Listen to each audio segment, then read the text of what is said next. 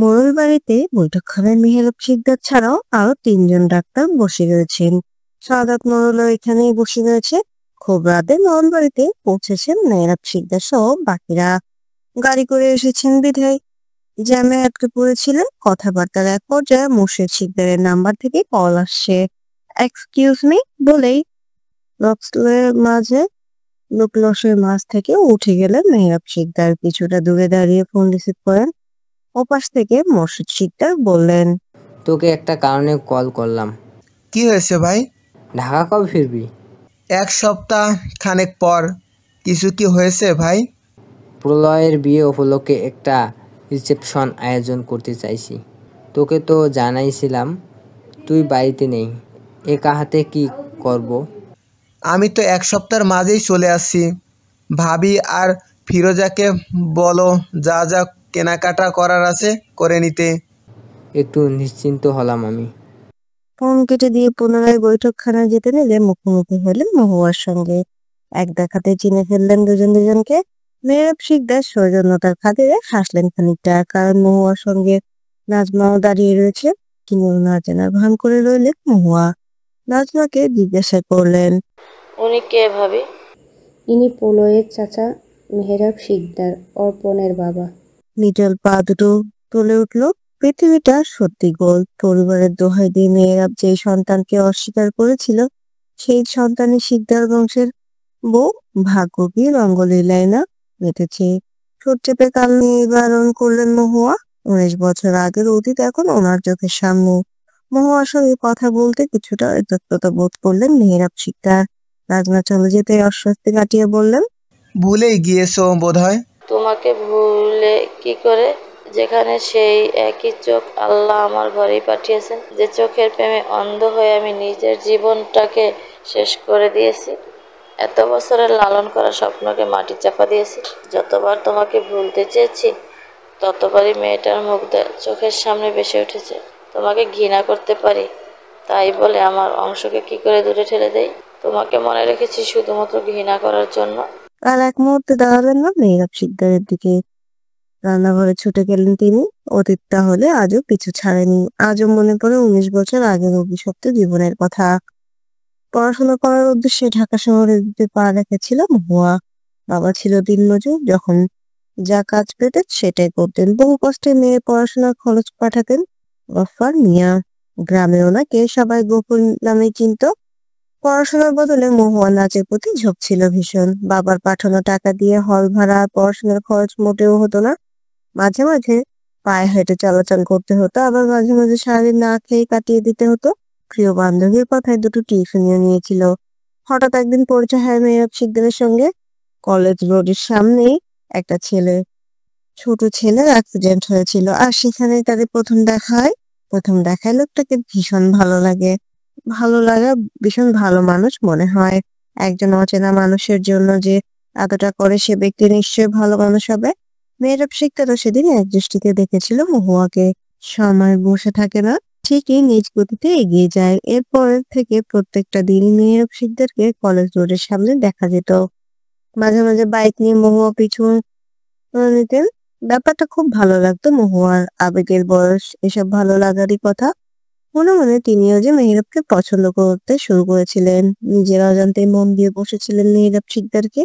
রীতিমতো প্রেম তরঙ্গে ভাসছিলেন মহুয়া। কিন্তু তিনি এটা বেমালুম ভুলে গিয়েছিলেন যে আবেগ দিয়ে জীবন চলে না। সকলকে লুকিয়ে দুজন বিয়েও করে নিয়েছিলেন, যে বিয়েতে না ছিল সাক্ষী আর না ছিল কাবিলনামা। সময় খুব ভালোই যাচ্ছিল। যে স্বপ্ন নিয়ে মহুয়া শহরে এসেছিল, সেই স্বপ্ন অর্থাৎ পড়াশোনা, নাচের সঙ্গে বাড়ল দূরত্ব। অর্থাৎ জানতে পারলেন তিনি অন্তঃসত্ত্বা। ছোট একটা প্রাণ নিজের মাঝে ধারণ করেছেন। খুশিতে পাগল প্রায় অবস্থা। খুশির সংবাদটা মেহেরাব শিকদারকে জানাতেই তিনি বললেন বাচ্চাটা নষ্ট করে ফেলতে। তার নাকি পরিবার আছে, স্ত্রী বাচ্চা আছে। জীবনের সবচেয়ে সুন্দর মুহূর্ত যখন এলো, তখনই প্রিয় মানুষটার কুৎসিত সত্তার সঙ্গে পরিচিত হলেন তিনি। সেদিন খুব কান্না করেছিলেন তিনি। ঠকে যাওয়ার জন্য নয়, নিজের করা ভুলের জন্য। মানুষ চিনতে তিনি মস্ত বড় ভুল করে বসেছিলেন। তবে থেমে থাকেননি। একাই নিজের আর অনাগত সন্তানের দায়িত্ব নেবেন বলে অনিন্দ্যনগর ফিরে এলেন। গ্রামের মানুষের থেকে কম কটু কথা শুনতে হয়নি ওনাকে। তবু নীরব সব সহ্য করে গেছেন। ভুল থেকে শিক্ষা নিয়ে মেয়েকে একা হাতে মানুষ করে গেছেন। একা হাতে সবটা সামলানো খুব একটা সহজ ছিল না ওনার জন্য। বিছানায় উপর হয়ে ঘুমাচ্ছে অর্পণ। বালিশের পাশে থাকা ফোনটা ক্রমাগত বেজেই যাচ্ছে। সাধের ঘুমটা ভেঙে যাওয়ায় বিরক্ত সে। চোখ বন্ধ রেখে ফোনটা রিসিভ করে জিজ্ঞাসা করলো, হ্যালো, কে বলছেন? ফোন স্ক্রিনে একবার তাকান মহাশয়। ঘুমো ঘুমো বোঝা চোখে একবার দেখে নিল অর্পণ। ইরাবতী নামটা জলজল করছে। কণ্ঠস্বর শুনে বুঝে নেওয়া উচিত ছিল। ঘুমের ঘোরে এতটা খেয়াল হয়নি। ফোন কানে ধরে অর্পণ পুনরায় জিজ্ঞাসা করলো, সাত সকালে এভাবে কল করে বিরক্ত করার মানে কি? 7 সকাল তাই না? ঘড়ি দেখেছেন আপনি? 8:30 বাজে। তো তো মানে উঠুন, ফ্রেশ হয়ে তাড়াতাড়ি তৈরি হন। কোথায় যাব? আজ হসপিটালে যাওয়ার তাড়া নেই। আপনাকে হসপিটালে যাওয়ার জন্য আমি কল দিইনি। তাহলে আপনি এক্ষুনি আমার সঙ্গে মিট করছেন। বললেই হলো। অবশ্যই। আমি আপনার জন্য গুনে গুনে 30 মিনিট অপেক্ষা করব। তাড়াতাড়ি তৈরি হয়ে ভার্সিটির সামনে আসবেন। এতটুকু বলে থামলো এরা। নিঃশ্বাস নিয়ে আবারও বলল। আর হ্যাঁ, বিরক্তি নিয়ে অর্পণ জিজ্ঞাসা করলো, আবার কি হলো? নাস্তা করে তবেই বের হবেন। আমার কাছে বাড়তি টাকা নেই যে আপনাকে নাস্তা করাবো। খেয়ে আসবো না, রেস্টুরেন্টে বসে খাবো। বিল তুমি দিবে। আমার বয়েই গেছে। এক কাজ করো, তুমি আমাদের বাড়িতেই চলে এসো। আমার এখন কোথাও যেতে ইচ্ছে করছে না। কেউ একজন বলেছিল, বুদ্ধি থাকলে বিয়ের আগেই শ্বশুরবাড়ি যাওয়া যায়। এইখানে শ্বশুর বাড়ির কথা আসছে কেন? বারে, বিয়ের পর আমি তো আপনাদের বাড়িতেই উঠেছি। এই যে, আপনি কত বুদ্ধিমান। বিয়ের আগেই নিজের শ্বশুরবাড়ি থেকে দূরে গেলেন, এখন আবার আমাকে আপনাদের বাড়িতে যাওয়ার জন্য ডাকছেন। ফালতু লজিক নিজের কাছেই রাখো। এলে আসবে, না এলে নেই। এত কথা শুনতে বাধ্য নই আমি। আপনি আসবেন না তো? না। সত্যি তো? কানে কি কম শোনো? বললাম তো আসবো না। তাহলে আমি পাড়ায় পাড়ায় রটিয়ে দিব আপনার বদনাম। ইরা কল কেটে দিয়েছে। অর্পণ গাল এলিয়ে হেসে উঠলো মেয়েটার বাচ্চা মতে। অল্পতেই রেগে যায় ইরা। এজন্যই মেয়েটাকে কারণে অকারণে রাগায়। অর্পণ ঝটপট তৈরি হয়ে নিল। হসপিটালে আজ তার ডিউটি নেই। আর সে নাম্বারে কল লাগালো অর্পণ। কাল রিসিভ হতে বললো, বাবা পৌঁছেছে? বাবার নাম্বার বন্ধ কেন? অপর প্রান্তে থাকা আরশের কথা কিছুই শোনা গেল না। অর্পণ আর কিছুক্ষণ বলে ফোন কেটে ঘর থেকে বেরিয়ে গেল। রান্না করে প্রিয়জন নাস্তা বানাচ্ছে। অর্পণ তাড়া দিতেই প্লেটে একটা ডিমের অমলেট আর দুটো তেল কম দিয়ে পরোটা বানিয়ে ফেললেন। পাঠিয়ে দিলেন সাবিনা। রুদ্র বাহুডোরে আবদ্ধ ভূমি নিজেকে ছাড়ানোর আপ্রাণ চেষ্টা করছে। লোকটা তাকে আষ্টে পৃষ্ঠে জড়িয়ে রেখেছে। নিজের সঙ্গে বেলা হচ্ছে, লোকটা কেন বুঝতে চাইছেন না। এক পর্যায়ে প্রলয়ের বুকের মধ্যখানে চুপটি করে রইল ভূমি। সুযোগ পেলে প্রলয় তাকে আরো শক্ত করে জাপটে ধরতো।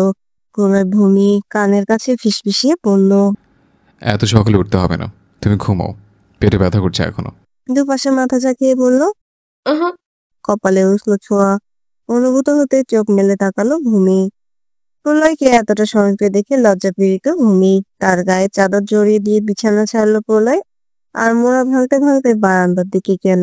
গোলাপ গাছটার হলুদ রঙা ফুল ফুটেছে কাল সকালেও। এটা শুধুমাত্র একটা ছোট কলি ছিল। অন্যদিকে সকালে মহুয়ার মুখে মেয়ের কথা শুনে খুবই কৌতূহল মেয়েরা শিখতে। সত্যিটা জানার আগ্রহ দাবিয়ে রাখতে পারছে না কিছুতেই। নাস্তার পর্ব চুকিয়ে মহুয়া বাকি কাজগুলো করছেন। সবকিছুতেই আজ তাড়াহুড়ো করছেন তিনি। মেয়েরা শিকদারের সামনে পড়তে চান না কিছুতেই। এক গাদা কাপড় ভিজিয়েছিলেন সকালে, সেগুলো এখন বাগানে মেলে দিচ্ছেন। রোদাসটা পড়েছে সেখানটায়। কাপড় চোপড় শুকাতে খুব বেশি সময় লাগার কথা না। বালতি হাতে নিয়ে মহুয়া পেছন ফিরতে মেয়েরা শিকদারকে দেখতে পেলেন। লোকটা ওনাকে অনুসরণ করেছেন কিছুক্ষণ, কিন্তু কেন? লোকটাকে দেখে রাগের মাত্রা তরতর করে বাড়তে শুরু করলো। একটা সময় যে ব্যক্তি ওনার সব থেকে প্রিয় ভালোবাসার মানুষ ছিলেন, আজ তাকে দেখি ঘৃণার হৃদয় মস্তিষ্ক জর্জরিত হচ্ছে। মহুয়া বাগান থেকে প্রস্থান নিতে চাইলে মেহরাব শিকদার বলে উঠলেন, তোমার মেয়ে কোথায় মহু? সেটা জেনে তোমার কোনো কাজ নেই। মেহরাব শিকদারকে ভয় দেখানোর উদ্দেশ্যে মহুয়া আবারও বলে উঠলেন, তোমার সত্যিটা সকলের কাছে বলতে আমার খুব বেশি সময় লাগবে না। বাঁচতে চাইলে খুব শীঘ্রই এখান থেকে চলে যাও। তোমাকে আমার সহ্য হচ্ছে না। মহুয়ার এখন কথায় ভীষণ রাগ হলো মেহরাব শিকদারের। তবে সে রাগ প্রকাশ করলেন না। বরঞ্চ তাচ্ছিল্য করে বললেন, বেশি বার বেরো না, ঝরে পড়ে যাবে। আর পরের বাকিটাই কি রেখেছো? তুমি আমার চোখের সামনে থেকে দূর হও তো। পুরনো ক্ষত আবার তাজা করতে এসেছো? এবার কিন্তু আমি চুপ থাকবো না। মুখ থেকে টু শব্দ বের হলে খুন করে রেখে দেব। ডক্টর মেহরাব শিকদার বুঝি ভয় পাচ্ছে? ভয়? তাও আবার আমি? তোমার সব অন্যায় পাপের শাস্তি তোমাকে ইহকালেই পেতে হবে। বউ বাচ্চার দিকে মুখ তুলে তাকাতে পারবে না তো? কোনো সত্যির মুখোমুখি আমি ওদের হতে দেব না। যতই চেষ্টা করো, সত্যিটা একদিন সবার সামনে আসবে। সেদিন কোথায় মুখ লুকাবে? মেহরাব শিকদার এদিক সেদিক তাকালেন। কাউকে দেখতে না পেয়ে মহুয়া গাল চেপে ধরলেন দুঃখভাবে। ব্যথায় চোখ মুখ কুঁচকে এলো মহুয়া। নিচে থেকে মেহরাব শিকদারের হাত ছাড়িয়ে দূরে সরে দাঁড়ালেন। চেঁচিয়ে বললেন চোখের সামনে থেকে দূরে চলে যেতে। মেহরাব শিকদার আর এক মুহূর্ত দাঁড়ালেন না। ভূমিকে নিয়ে ডাইনিং স্পেসে এসেছে প্রলয়। কাল সন্ধ্যের পর আর ঘর থেকে বের হয়নি মেয়েটা। মাধুরী রান্নাঘরে রেখেছেন। মোর্শেদ শিকদার পাশের চেয়ারে প্রলয় বসলো। পূর্ণতা পুষ্পিতা সামনাসামনি বসেছে। ভূমি রান্নাঘরে গিয়েছে সাহায্য করার জন্য। তাকে দেখে কিছু বললেন না মাধুরী, বরঞ্চ ভূমির হাতে জুসের জগটা ধরিয়ে দিলেন। রান্নাঘর থেকে প্রস্থান নেওয়ার আগে বললেন দ্রুত নিয়ে এসো। মাধুরীর কথা অনুযায়ী ওনার পেছন পেছন ছুটলো ভূমি। ফিরোজা সকলের প্লেটে অমলেট দিচ্ছেন। ভূমি পরোটা এগিয়ে দিতে লাগলো। খাওয়ার এক পর্যায়ে প্রলয় জিজ্ঞাসা করলো। ফিরোজা বললেন, অর্পণ কোথায়? দেখছি না যে। খাওয়া রেখে পুষ্পিতা, ও একটু বেরিয়েছে। ওয়েট, বড় ভাইয়া, তুমি কি ছোট ভাইয়াকে মিস করছো? পূর্ণতা বলল। ছোট ভাইয়া থাকলে হয়তো আবেগে কেঁদেই দিত। নিজেরাই কথা বলছে, নিজেরাই হাসছে। পূর্ণতা পুষ্পিতার কানে টেনে ধরলো মাধুরী। সারাক্ষণ দুষ্টুমি লেগেই থাকে এদের। আজ মনে হচ্ছে দুটোর মাঝে কোনোটার থেকে কোনোটা কম নয়, চঞ্চল দুটোই। পূর্ণতা মাঝে মাঝে শান্ত থাকে, কিন্তু পুষ্পিতাকে বকে মেরে শান্ত করানো যায় না।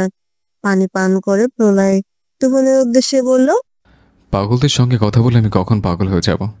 বড় ভাইয়া, তুমি আমাদের পাগল বললে? ভুল হয়েছে, পাগলি বলা উচিত ছিল। মুখ টিপে হাসছে ভূমি আর ফিরোজা। মাধুরী বললেন, তুমি খেতে বসে পড়ো ভূমি। ফিরোজা, তুমিও বসো। সফট মিউজিক বাজছে।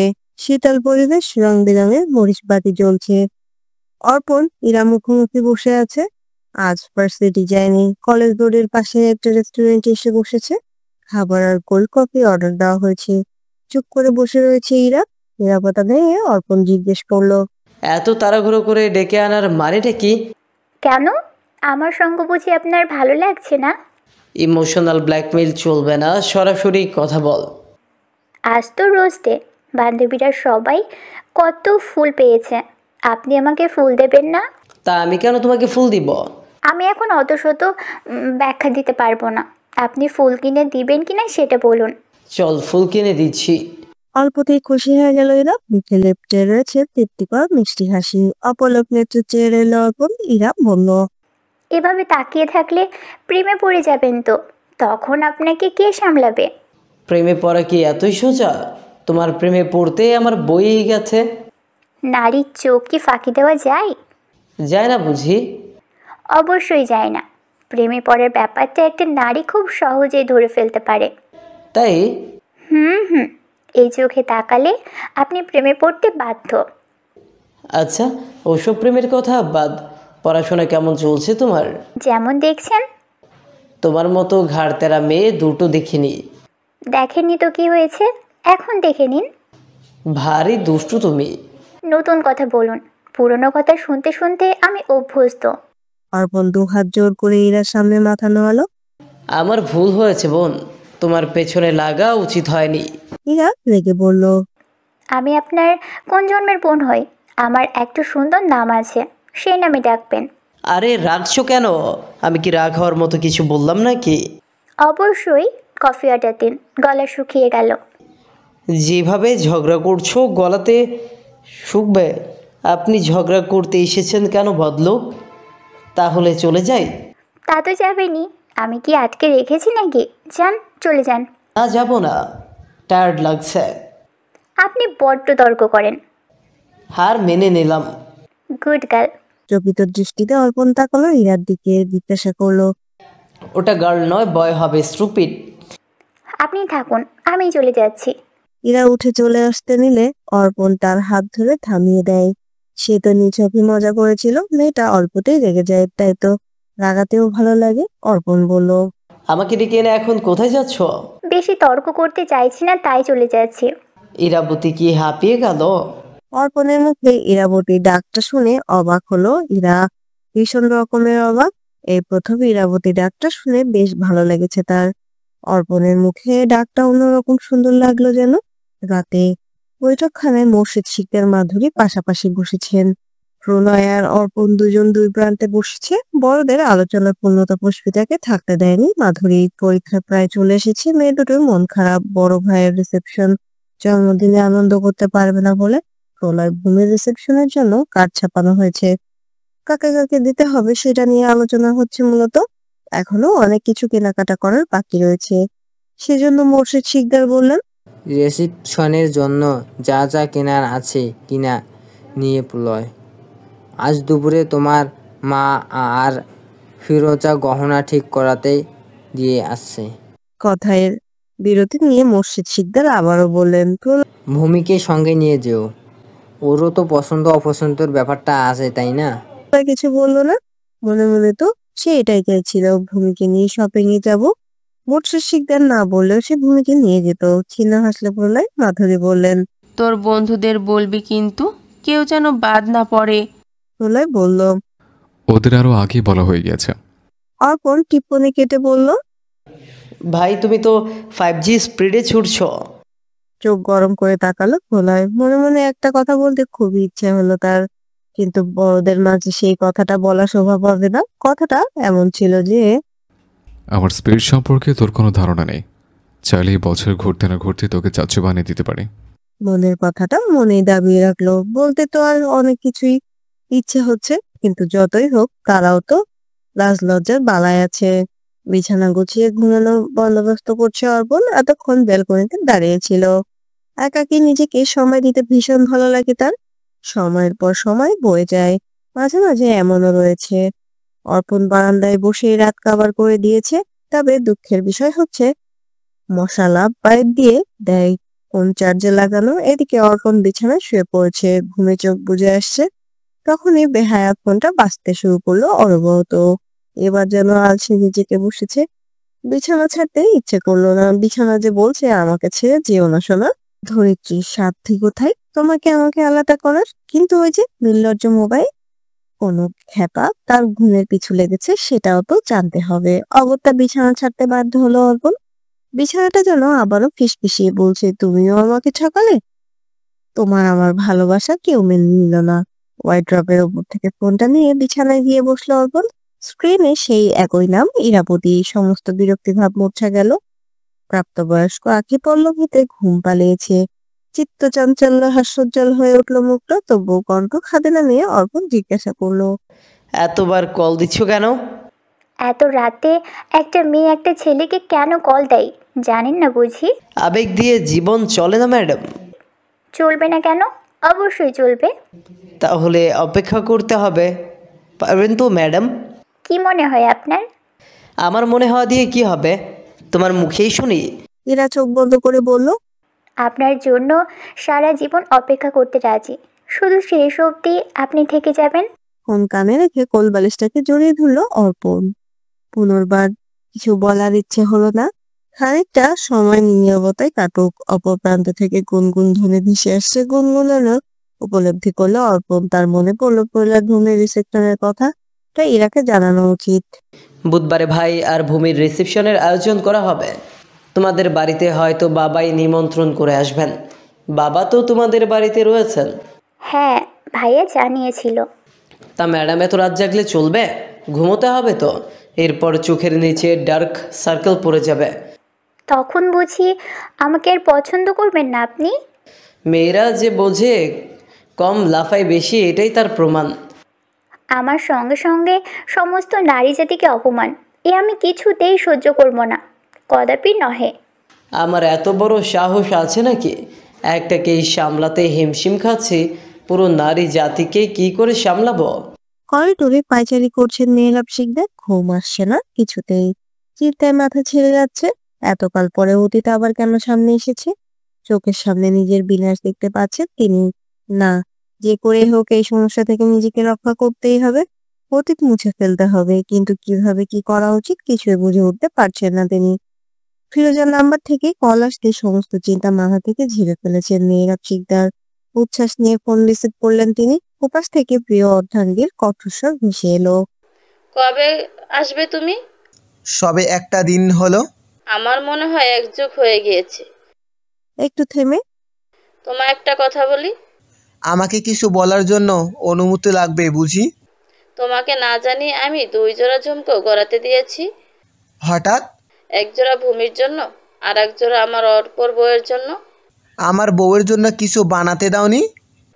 ধ্যাত, তুমিও না। আমি আবার কি করলাম? বুড়ো বয়সে ভীমরতি ধরেছে। আই, তুমি আমাকে বুড়ো বললে?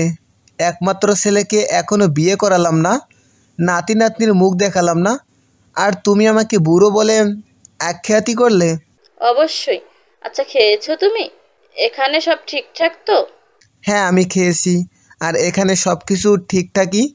তুমি আরশের বাবা মাকে নিমন্ত্রণ জানিয়েছো? কিসের? বারে, প্রলয়ভূমি রিসেপশনের কথা ভুলে গেলে তুমি? এত কিছুর মাঝে বেমালুম ভুলে গিয়েছিলাম। আচ্ছা, আমি ওনাদের বলবো। আরো কিছুক্ষণ কথা বলে ফোন রেখে দিলেন মেহরাব শিকদার। রাত হচ্ছে, সময় 12টার কাছাকাছি। গ্রামে এতটাই গভীর রাত, সবকিছু নিস্তব্ধ। মাঝে মাঝে অদূরে কুকুরের ঘেউ ঘেউ আওয়াজ ভেসে আসছে। গৃহভঙ্গি পরিবর্তন হতে মহুয়াকে দেখে কিছুটা ঘাবড়ে গেলেন মেহরাব শিকদার। এদিকে টিপ্পনি কেটে মহুয়া শুধালেন। বউয়ের সঙ্গে কথা বলছিলে বুঝি? পাল্টা প্রশ্ন করলেন মেহরাব শিকদার। আরই পাচ্ছিলে বুঝি? ওসব আড়িপাতা আমার স্বভাব না। সামনে দিয়ে যাচ্ছিলাম, কথাগুলো কানে এলো। আমার তো অন্য কিছু মনে হলো। তোমার মনে হওয়ার দিয়ে আমার কাজ নেই। যে যাক, একটা কথা না বললেই নয়। রোজুগল উঁচিয়ে মেহরাব শিকদার শুধালেন। কি কথা? তোমার ভবিষ্যৎ নিয়ে আমার খুবই আফসোস হচ্ছে। কথাটা বলে থামলেন মহুয়া। কিছুটা ফিসফিসিয়ে বললেন, ঘরের বউ বাচ্চা রেখে পরকিয়া করছে, সেটা যদি তোমার বউ জানে, ভাবতে পারছো কি হবে তোমার? সত্যিটা জানার পর এত ভালোবাসা টিকে থাকবে তো? এই কথা ভাবতেই তো আমার পৈশাচিক আনন্দ হচ্ছে। তোমাকে নিয়েও আমার খুব আফসোস হচ্ছে। আর তোমারও আফসোস হয় বুঝি? কেন হতে পারে না বুঝি? আমার আফসোস হচ্ছে আমার পরিণতি দোষ খালন দেখার জন্য তুমি থাকবে না। মেরে ফেলবে বুঝি আমায়? ডক্টর মেহরাব শিকদার বুঝি খুব বেশি ভয় পেয়ে গিয়েছে? আমার আরও একটা আফসোস হচ্ছে। সুযোগ আছে, সকল আফসোস বলে দাও। 19 বছর আগেই তোমাকে আমার পথ থেকে সরিয়ে দেওয়া উচিত ছিল, তাহলে কাহিনী এত দূর গড়াতো না। তাচ্ছিল্য করে হাসলেন মহুয়া। মেহরাব শিকদার আর এক মুহূর্ত দাঁড়ালেন না সেখানে। করিডোর থেকে প্রস্তাব দিলেন। মহুয়া ঠায় দাঁড়িয়ে রইলেন। 12:30। কাজটা আপনি ঠিক করছেন না নাজিম চৌধুরী। রাগে শরীর কাঁপছে। কিছুতেই সেই রাতে রাগের বহিঃপ্রকাশ করতে পারছে না প্রলয়। সর্বস্ব দিয়ে ফোনটাকে মেঝেতে আছাড় মেরেছে সে। নীলচে জ্যোৎস্নার আলোয় সে লুটোপুটি খাচ্ছে মেঝেতে। কিন্তু আফসোস, আধারিয়ে বারান্দায় ভাঙা ফোন কোথাও দেখা গেল না। অতিরিক্ত রাগ দাবিয়ে রাখতে না পেরে একের পর এক সিগারেট ধরিয়েই যাচ্ছে। ওয়াশরুম থেকে বেরিয়ে ঘরের কোথাও প্রলয়কে দেখতে পেল না ভূমি। এই তো কিছুক্ষণ আগেও বিছানায় শুয়েছিল লোকটা। ভূমি বারান্দার দিকে গিয়ে দেখলো প্রলয় সেখানেই। তাদের দরজার সামনে দাঁড়িয়ে ভূমি তাকে ডাকলো। শুনছেন? ঘুমোবেন না? প্রলয়ের কাছ থেকে প্রত্যুত্তর পেল না ভূমি। বোকা মেয়েটা বুঝতে পারলো না তার স্বামী রেগে রয়েছে। সে আবারও জিজ্ঞাসা করলো, শুনছেন? রাগ তখন মাথায় চড়ে বসেছে ভূমির কাছ থেকে। লাইব্রেরি প্রলয় তেড়ে এলো। চোখ দিয়ে অগ্নুৎপাত হচ্ছে। প্রলয় চেঁচিয়ে উঠলো, সঙ্গে সঙ্গে অন্তরাত্মা কেঁপে উঠলো ভূমি। নেত্র যুগল অশ্রুপ্লাবিত হলো। খুব কাঁদতে ইচ্ছে করছে ভূমি, গলা ঝেড়ে কাঁদতে ইচ্ছে করছে। খুব মুখ পেরিয়ে ভূমি ঘরের ভেতর চলে এলো। ঘরের লাইট অফ করে নিজের জায়গায় গিয়ে শুয়ে পড়লো ভূমি। খুব অভিমানী হয়েছে তার। বিনা দোষে তাকে ধমক দিয়েছে, এত সহজ তো ক্ষমা করবে না সে। এরপর শত চেষ্টা করে ভূমিকে নিজের দিকে ফেরাতে পারলো না প্রলয়। মেয়েটা তার দিকে থেকে মুখ ফিরিয়ে নিয়েছে। তখন অতিরিক্ত রাগে থাকায় ভূমিকে একটা ধমক দিয়েছিল। সঙ্গে সঙ্গে মেয়েটা কেঁদে দিয়েছিল। হয়তো ভয় পেয়েছে। প্রলয়ের রাগের সঙ্গে তো মেয়েটা পরিচিত নয়। পুরুষ মানুষ সারা দুনিয়ার কাছে বাঘ থাকলেও স্ত্রীর কাছে ভিজে বিলাই হয়ে যায়। ভূমির অভিমান ভাঙতে পেছন থেকে জড়িয়ে ধরল প্রলয়। খুবই নিভৃতে ভূমির গ্রীবায় উষ্ণ অধর ছোঁয়ালো, কানের কাছে ফিসফিসিয়ে বলল, এইভাবে অভিমান করে থেকো, আমি প্রতিদিন তোমার অভিমান ভাঙাবো। তবুও মান ভাঙল না ভূমি। মেয়েটা সেই মুখ ফিরিয়ে রেখেছে। পরপর এসে ভূমিকে লজ্জায় ফেলতে প্রলয় আবার বলল, কাঙ্ক্ষিত সে দিনটার জন্য নিজেকে তৈরি করো ভূমিকন্যা, আমি বেশ বড়সড় উপহার চাই। প্রলয়ের বলা কথাটা স্বাভাবিক ছিল না। উষ্ণ নিঃশ্বাস এখনো গ্রীবায় অনুভূত হচ্ছে। চিত্ত ব্যাকুল হয়ে উঠেছে ভূমি। ঝিমঝিম মাদল বেশ উপলব্ধি করছে সেই কথাটার রেশ এখনো রয়ে গেছে। সে তো অবুঝ নয়। প্রলয়ের বলা প্রত্যেকটা কথা সে বুঝেছে।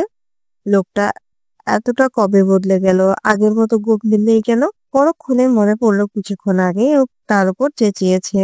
সকালে ঘুম থেকে উঠে ভূমিকে কোথাও দেখতে পেল না প্রলয়। সেই যে কাল রাতে অভিমান করে বসেছিল এখনো তা অব্যাহত রয়েছে। মেয়েটা সকালে তাকে ঘুম থেকে ডাকেনি পর্যন্ত বিছানায় থম মেরে বসে রইল। প্রলয় ভাবছে কিভাবে বউয়ের মান ভাঙানো যায়। পরক্ষণে ডাবল ঘরটা ভাবলো ঘরটা অন্তত আজ সেই গুছিয়ে রাখো, তাহলে যদি একটু মন গলে। চট করে বিছানা ছেড়ে নামলো প্রলয়। বালিশে চাদর ঠিকঠাক করে বিছানা ঝাড় দিল। এলোমেলো করে রাখা নিজের শার্ট পাঞ্জাবি বিনে রাখলো। এগুলো আধোয়া। ড্রেসিং টেবিল এলোমেলো ছিল, সেগুলো গুছিয়ে নিল প্রলয়। এরপর বারান্দায় গেল সে। গাছে অনেকগুলো গোলাপ ফুল ফুটেছে আজ। কাল তো শুধু একটা হলুদ গোলাপ ফুটেছিল, আর যেন ফুলের সমাহার। ফুলগুলো দেখে মুখে হাসি ফুটে উঠলো প্রলয়ের। রান্নাঘরের সমস্ত কাজ একা হাতে করেছে ভূমি। ঘরে যেন যেতে না হয় সেই জন্য সকল কাজ নিজের দায়িত্বে নিয়েছে আজ। বৈঠকখানার আশেপাশে ঘুরঘুর করছে প্রলয়। মাঝে মাঝে রান্নাঘরের দিকে উঁকি ঝুঁকি দিচ্ছে। সোফায় বসে রয়েছে মোর্শেদ শিকদার, মাধুরী, ফিরোজা এবং অর্পণ। উপস্থিত বাকিরা মিট মিট করে হাসছে। ফিরোজা বুঝতে পেরে নিজ থেকে বললেন, তুমি এখন ঘরে যাও, আমি বাকি কাজ করে রাখছি। আমি এইখানেই থাকি চাচিমা। ফিরোজার সঙ্গে চোখাচোখি হলো প্রলয়ের। লজ্জার মাথা নিচু করে সিঁড়ি ভেঙে দোতলা চলে গেল। হয়তো নিজের ঘরে গিয়েছে। ক্ষীণ হাসলেন ফিরোজা। ভূমিকে আবারও বললেন, তোমার এখানে থাকতে হবে না, এদিকটা আমি সামনে নেব। প্রলয় হয়তো ঘরে আছে, দেখো ও কি কি লাগে। আর এখনো তো সাবিনা আসেই। আচ্ছা চাচিমা। ঘরে ক্রমাগত পায়চারি করছে প্রলয়। অপেক্ষা করছে ভূমি কখন আসবে। মেয়েটা কাল থেকে ইগনোর করছে, দেখেও যেন দেখছে না। ঘরে আসে মজা দেখাবে মনে মনে এটাই পরিকল্পনা করছে। এরই মাঝে ভূমি করে ঘরে প্রবেশ করলো। প্রলয় কিছুটা ভাব নিয়ে বিছানায় চুপটি করে বসে রইলো। কোনোরকম অনুভূতি ব্যক্ত করলো না ভূমি। একবার তাকালো প্রলয়ের দিকে, এরপর আলমারির দিকে অগ্রসর হলো। আলমারি থেকে প্রলয়ের জন্য সাদা পাঞ্জাবি বের করে বিছানায় এনে রাখলো। শপিংয়ে যাব, ঝটপট তৈরি হয়ে নেবে, দুপুর ওদিকটায় জ্যাম থাকে। এবার নীরবতা কাটিয়ে প্রলয় বলে উঠলো। ভূমি কিছুই বলল না। কাল রাতের কথা ভুলে যায়নি সে। মিষ্টি মিষ্টি কথা বলা লোকটা তার উপর চেঁচিয়েছে। কই, আম্মা তো কখনো তার উপর চেঁচামেচি করেননি। বাবা থাকলেও নিশ্চয়ই এমন করতেন না। তাহলে তিনি কেন এমন করবেন? অভিমান হয়েছে ভীষণ।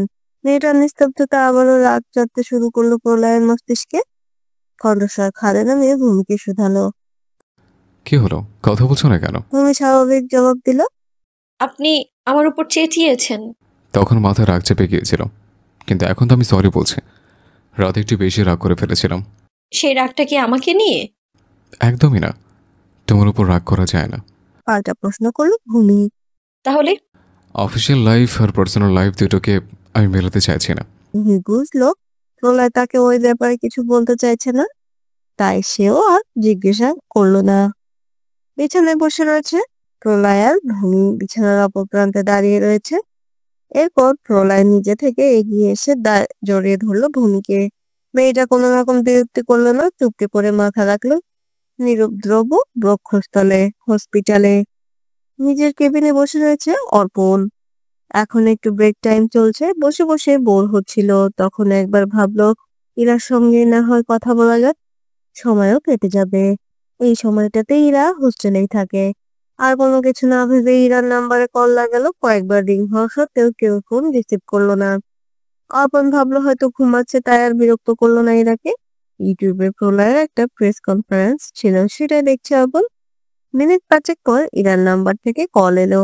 রিসিভ না করে উল্টো কেটে দিয়ে নিজেই কল ব্যাক করলো অর্পণ। ইরাকে শোধালো, কল রিসিভ করছিলে না, কোথায় ছিলে? ওয়াশরুমে গিয়েছিলাম। ও আচ্ছা। কিছু কি বলবেন?